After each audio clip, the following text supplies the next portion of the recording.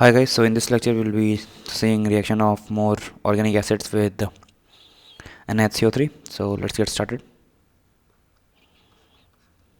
Okay, so we have something like, okay, you know about the benzoic acid reaction with NaCO3, right? So in this, let's suppose a gas is released, and this was an isotope of carbon, and in this case we have B gas is released. So you have to identify what is A and B and give me the sum of their molecular masses. So you have to the result should be sum of their molecular masses. So it should be in A case, what would be the product form? Product form would be PHC14O double bond O negative Na with H2CO3. Normal atomic mass of carbon is 12 here. So gas release will be simple CO2, and in this case gas release will be this. Why? Just go to the last lecture and see how this reaction takes place in forward direction, and then I think you will realize that after saying it that H2C14O3 would be formed, which will release C14O2 plus simple H2O molecule, right? So in this case C14O2 is released. So what is the molecular mass of this? I think 44. What is the molecular mass of this? 46. How? 12 plus 32 is 44, and 14 plus 32 is 46. So total molecular mass is 90. Let's look at second example, wherein you have to tell me what gas is released when we actually react benzene sulfonic acid with NaHCO3. So you have to identify the gas and report me the molecular mass. So gas released would still be CO2 or SO2. The gas released would still be CO2. Why? Because carbonic acid formed actually in the product side will release CO2 gas. So the gas is CO2. And what about this? What is the gas released in this case?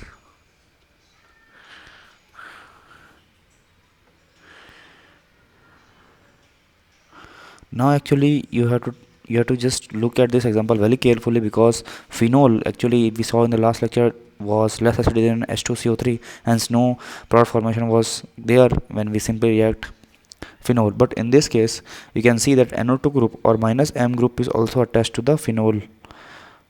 Then what will happen is this is a minus M group, hence its acidity would increase, right? So in this case product formation would be there and CO2 gas will be released.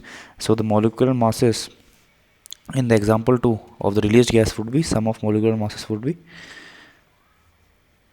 again 44 plus 44, answer is 88. Okay, so let us look at the third example. We have phenol, and phenol is first reacted with active metal sodium, second it is reacted with NaH, third it is reacted with NaNH2, and fourth it is reacted with NaHCO3. So how do you know in which case actually the reaction goes in the forward direction or in the backward direction? So you have to analyze the relative acid strength of this acid and the acid formed in the product side, and you have to tell me the sum of their molecular masses. So in this case the products formed would be hydrogen gas, right? And hydrogen is less acidic than phenol, obviously, so its molecular mass is 2. Now in this case also hydrogen is released, hydrogen is less acidic, its molecular mass is 2. In this case NH3 is released, and NH3 is less acidic than phenol. And now how am I comparing that this compound, this formed acid is less acidic than the reactant side acid? So I think I have mentioned all the priority list of acid strengths of organic compounds in some previous lecture. You can go on and refer that video if you want. So in this case the molecular mass of NH3 is 17. So, and what about this case?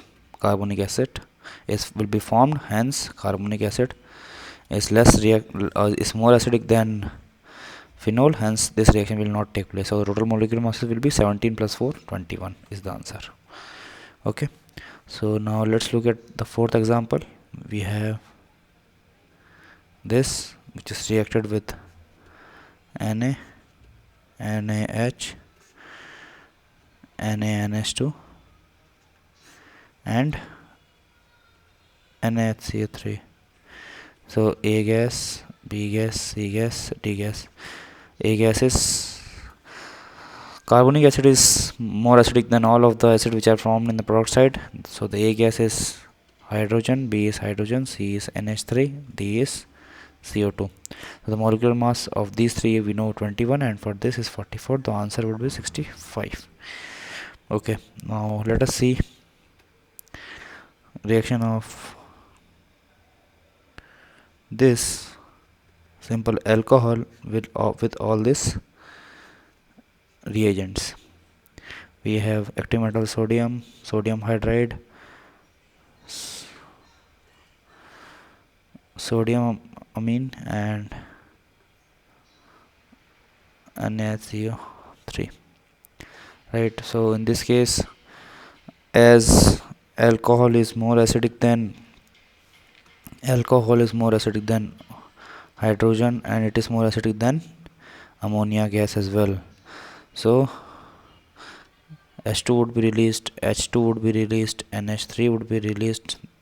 This would not be released. So the answer would be, for this case it would be 21. But let's suppose I add one more reagent, and in this case let's suppose this is CH3Li. So what would be the gas released here? So the gas released here would be methane. How? The reaction will take in place such like, so the O minus will attack Li and CH4 gas would be formed. So R plus, or better R minus Li plus would be formed, plus RO minus Li plus would be formed, and CH4 would be released. So the methane's atomic mass is 16. So 21 plus 16 gives me 37. Okay, so this is the answer. So now, just for the revision sake, I am just again taking on examples for you to compare acidic strength, because I feel that some of you are reluctant to go back into that previous video lecture. So I'm just including this example. So you have to compare the acidic strengths from your memory of the following compounds.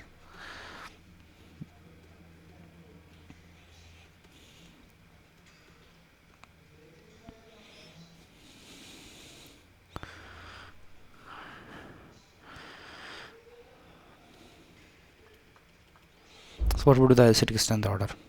Sulfonic acid is the acids of acid, then comes carboxylic acid, then comes nitrogen because it has a positive charge on it, so it becomes more electronegative than O, so it is more acidic, or is in more favor to remove hydrogen from hydrogen ion from itself. So third, then obviously fourth, then fifth. This is the order. Let us compare between this. We have CS3OH, alkyne, simple alkane, and alkene. So in this case the order would be 1, 2, 4, 3. Double bond, more sp character, more electronegative. We have carboxylic acid, alkyne attached with a phenyl ring,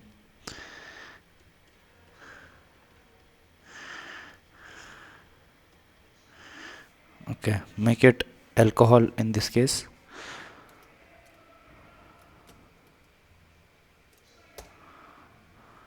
Okay, so what will be the order here? Order, obviously fourth is the highest, then comes alkyne or alcohol,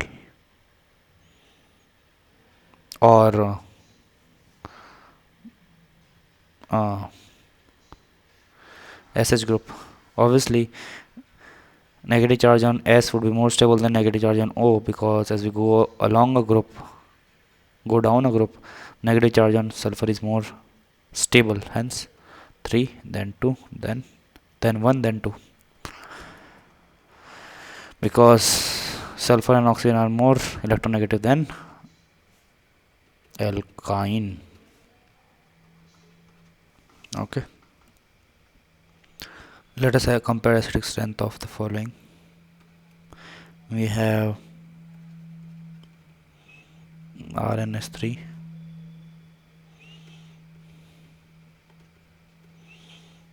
this one, this one, and